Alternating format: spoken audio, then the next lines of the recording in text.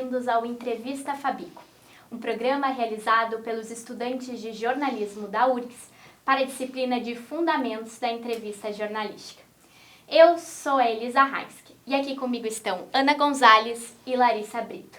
Na direção do programa temos Sofia Goulart. O nosso entrevistado é o coordenador da ONG Patas Dadas, Bruno Giosa. Criada em 2009, a ONG resgata animais em situação de rua e fornece todo o atendimento veterinário necessário para que estes sejam adotados. No início desse mês, porém, a ONG foi despejada do local em que estava alocada desde 2016, no campus do Vale, da Universidade Federal do Rio Grande do Sul. E é sobre esse despejo que iremos falar nesse primeiro bloco. Mas, primeiramente, gostaríamos de agradecer a presença do Bruno. Muito obrigada por ter aceito o nosso convite. Obrigado. Bom, então, para começar, no dia 8 de março desse ano, foi postado no Instagram da Patas Dadas um comunicado informando que vocês estavam sendo despejados do local em que estavam alojados desde 2016, no campus do Vale da URGS. Como ocorreu esse despejo? Pois é, então a gente está, desde 2009, atuando no campus do Vale, resgatando cães e gatos. Isso, a ONG foi criada em 2009. Em 2011 a gente conseguiu um projeto de extensão, que é o que fazia o vínculo com a universidade, e a partir desse projeto de extensão, lá em 2015 para 2016, a gente conseguiu um canil, né, um prédio, enfim, que seja definitivo para o funcionamento da nossa ONG. E lá a gente esteve, então a gente se mudou em 2016 para esse prédio, e a princípio era para ser... tinha sido construído em um local afastado, e porque antes o canil, que era improvisado anteriormente, enfim, que era construído pelos próprios voluntários, ele estava num local muito próximo aos estudantes e professores, eles reclamavam de barulho, enfim. Então foi construído, a pedido do projeto de extensão, a pedido da ONG, esse novo canil em um local afastado. Mas em 2017 começaram a vir denúncias de moradores da vizinhança com relação aos ruídos dos cães. Isso em 2017 para 2018, então vieram essas denúncias, e aí a FEPAM foi notificada pelo Ministério Público de que a licença de operação, né, que foi dada para o canil, estava irregular porque os ruídos estavam ultrapassando os limites para o local. Então, os órgãos responsáveis sobre o local, enfim, a construção, que é a SUINFRA, a Superintendência de Infraestrutura, que foi responsável pela construção e pela reforma, manutenção de todas as estruturas, né, da universidade, deveria fazer reformas, adequações no canil para mitigar esses ruídos. E então eles faziam medições semestrais desses ruídos e a princípio foi realmente constatado que os ruídos estavam excedendo o limite para aquele local. E o que acontece é que em 2020 veio a pandemia e a gente esvaziou o canil por conta própria para evitar a exposição dos voluntários. Então, a gente retirou os cães de lá, levou eles para lares temporários e o canil ficou vazio. Em 2020, em março, mais ou menos ao mesmo tempo, foi quando a FEPAM notificou a SUINFRA e os órgãos responsáveis de que a licença de operação estava suspensa até que o problema tenha sido resolvido. Então a gente ficou de 2020 até setembro, outubro de 2021 com o canil vazio e eles poderiam, enfim, ter feito as reformas, as adequações necessárias que compete a eles e não fizeram. Quando a gente retornou com os cães, né, isso em setembro, outubro de 2021, quando estava amenizando a questão da pandemia, fomos notificados de que a gente estava voltando com os cães no local e não deveria.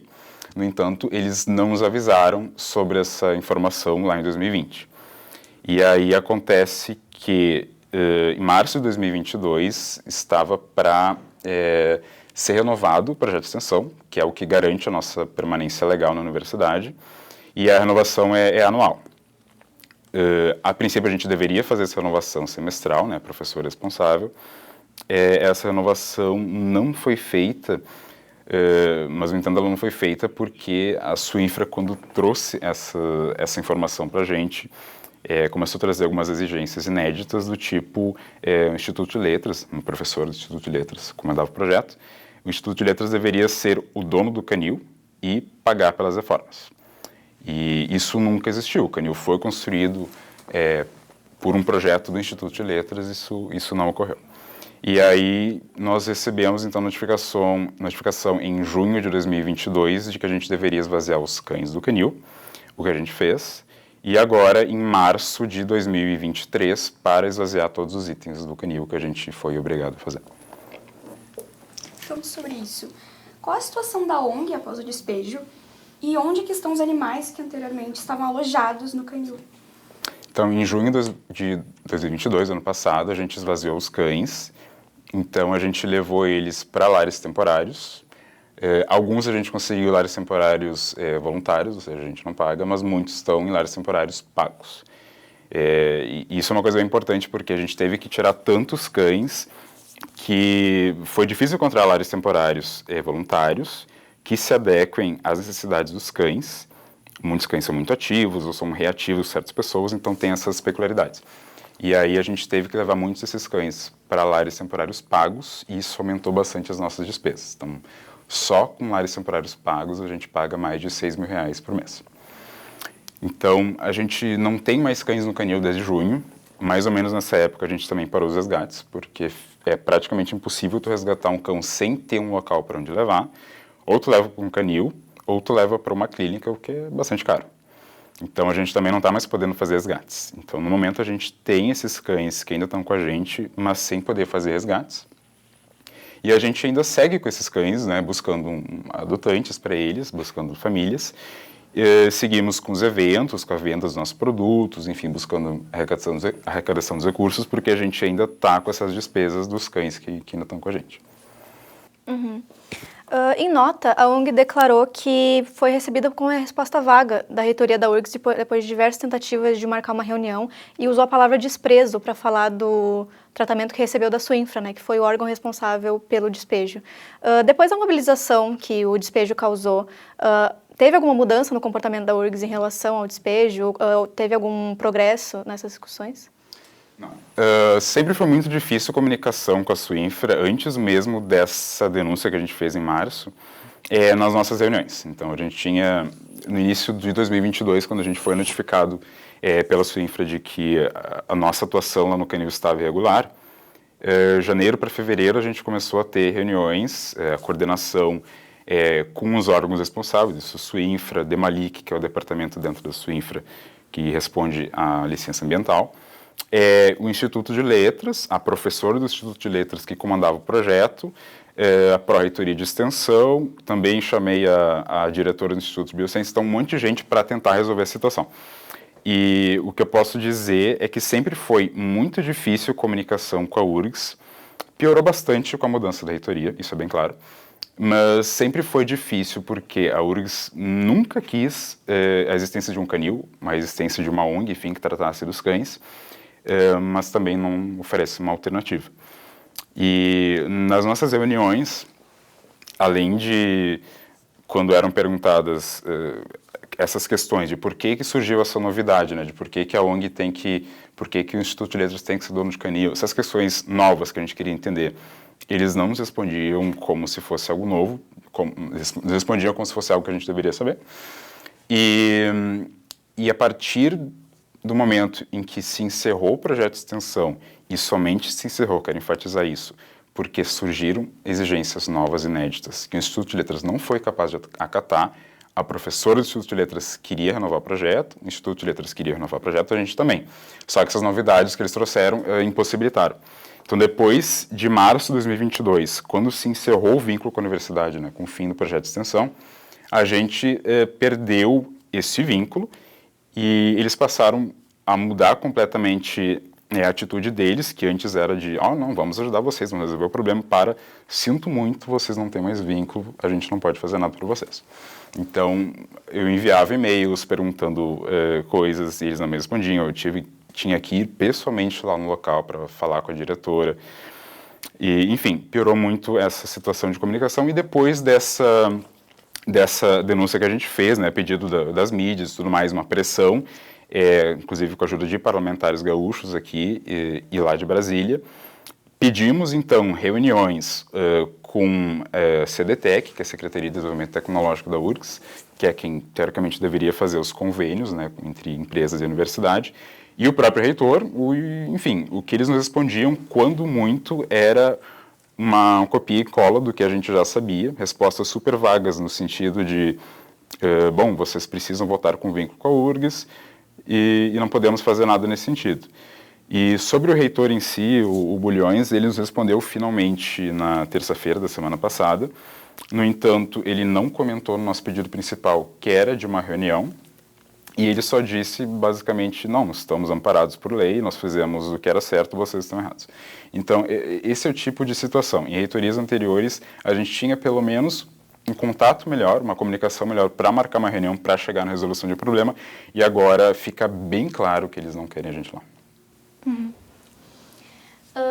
Então, para fazer a última pergunta do bloco, foi criado um abaixo-assinado para ajudar o Patas Dadas depois da situação do despejo e atualmente ele conta com 69 mil assinaturas. Qual é o objetivo desse abaixo-assinado e o que muda se a meta das 75 mil assinaturas for atingida? Nosso objetivo com esse abaixo-assinado era mostrar justamente o quão conhecida o Patas Dadas é, o quanto as pessoas entendem que o projeto é benéfico, não só para os cães do Vale, mas para toda a sociedade, né? E para mostrar justamente que a gente tem esse apoio popular. A gente, inclusive, conseguiu passar da meta ali dos cerca de 45 mil assinaturas, que é uma marca simbólica, enfim, representa o número de alunos e funcionários da própria URGS. Então, a gente quer, com isso, botar uma pressão justamente na URGS para mostrar, olha, vocês cometeram um erro ao tirar uma ONG que fazia esse serviço de graça. A gente tem o apoio popular, todo mundo quer votar, vocês não estão facilitando. Por favor, pelo menos deem uma possibilidade, uma abertura de uma comunicação para a gente. E mesmo assim, isso não está acontecendo. Bom, no próximo bloco vamos falar sobre como a ONG Patas Dadas surgiu e o envolvimento do Bruno como voluntário. Voltamos já.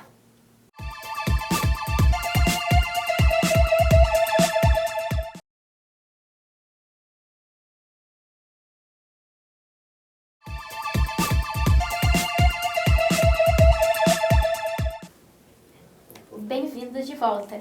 Agora iremos abordar como o Bruno se tornou voluntário do Patas Dadas. Então, vocês notaram uma mobilização maior das pessoas para contribuir financeiramente após o despejo da ONG?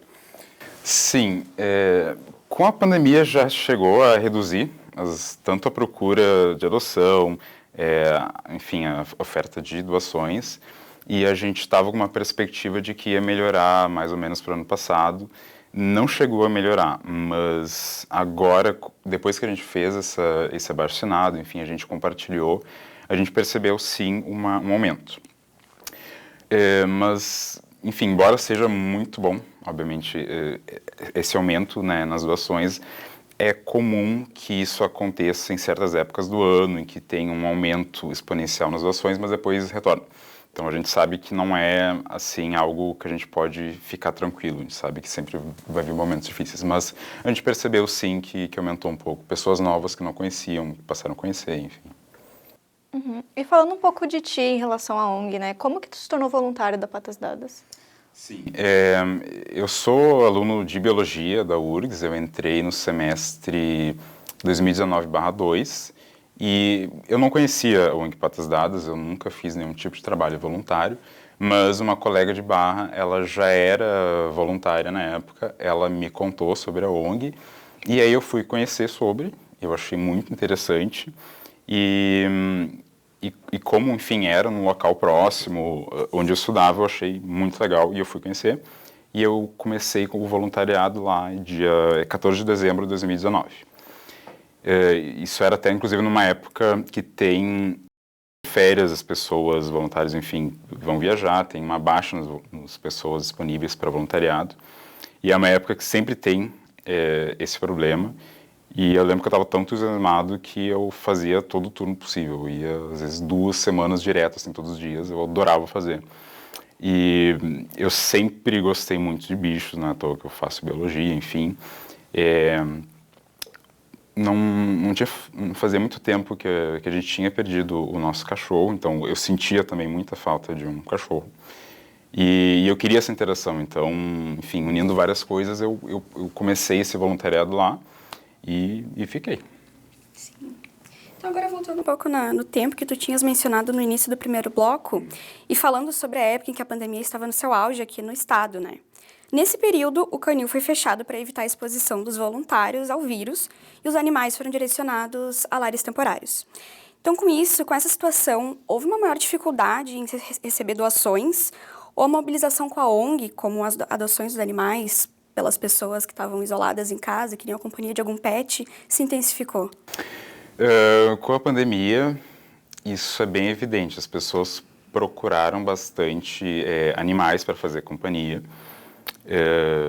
E, inclusive, na época, a gente tinha a lotação máxima no canil, isso em 2020, que era cerca de 30 cães. Então, foi um esforço bastante grande para, em 1, 2 semanas, não lembro exatamente o tempo que foi, mas para esvaziar os cães foi bastante complicado. Mas muitos voluntários que estavam no canil justamente levaram esses cães para casa. Inclusive, muitos deles adotaram. Isso é bastante comum, é o chamado golpe da casa de passagem. Tu leva para ficar com pouco e acaba ficando. Aconteceu comigo, é contagioso. Então, muitos foram adotados por voluntários, outros por pessoas de fora, enfim, porque aumentou bastante essa procura. Mas uma coisa importante de ressaltar é que, infelizmente, com o aumento exponencial de procura de adoção e, enfim, não quero comentar, mas também tem pessoas que preferem comprar cães, em certos períodos como Ano Novo, aniversário do filho, enfim, a pessoa quer dar um bichinho porque acha que pode cuidar e tudo mais, mas a responsabilidade se torna bem clara quando acontece um novo abandono. Então, é um período que a gente recebeu muitos cães de volta, né, retornavam. E isso acontece em qualquer ONG, as pessoas adotam, por mais rigoroso que seja o processo de adoção. As pessoas, enfim, algumas não são responsáveis e acabam devolvendo. Então, também quando teve uma procura alta para adoção, acabaram muitos abandonos lá no entorno do canil. No Campos do Vale, enfim, aumentou bastante os abandonos e, enfim, foi uma época complicada, assim, números. Uhum. E diante da situação atual da ONG, do despejo, que vocês devem estar passando por bastante dificuldades, como que as pessoas que estão interessadas em ajudar, seja financeiramente, seja se voluntariando, podem fazer isso? Sim. Lá, tanto no nosso Instagram, o @patasdadas, como no nosso site, patasdadas.com.br, tem as informações de como você pode ajudar. Tem várias formas, mesmo que você não possa adotar um dos nossos cães ou receber algum deles como lar temporário, tem também a opção do voluntariado, que é justamente o que faz a ONG acontecer, são pessoas voluntárias, né? Então, tem diferentes modalidades de voluntariado. No momento, a modalidade presencial, que é justamente o que eu gostava mais, que é do turno do canil, não existe mais, enfim. Mas nós seguimos nos eventos, então pessoas para cuidar dos produtos, nos eventos, para levar os cães para adoção. E também, esse seria um dos principais voluntariados que a gente está em falta no momento. Pessoas para os eventos e para transportes, porque agora com cada cão em uma casa diferente, um endereço diferente, fica complicada essa logística de comprar ração e levar o medicamento para cada local. Então, a gente está com bastante demanda de voluntários de transporte, né, que tem um carro e possam, em algum dia da semana, fazer algum transporte, e voluntários para os eventos. E, além disso, claro, vocês podem fazer doação, a quantia que for, já ajuda bastante a gente. E essas informações tem lá no nosso Instagram. E diante de toda essa situação, qual é o futuro da ONG? O que tu projeta daqui para frente? Pois é, essa é uma pergunta difícil, porque o Patas, qualquer ONG, mas, enfim, o que eu posso falar sobre o Patas é que já existiram momentos bastante difíceis, momentos de fechamento de canil antes da pandemia, vários, momentos de incerteza com relação à falta de voluntários, à falta de recursos para cuidar dos cães. Então, a gente já passou por bons bocados e a gente se recuperou. O que eu posso dizer é que, no momento, a gente está numa situação bem complicada porque a gente está impossibilitado de retornar à nossa atuação que nós tínhamos lá na URGS, mas nós temos todo o interesse de retornar porque a gente sabe que é um bem da comunidade acadêmica, o bem de todos.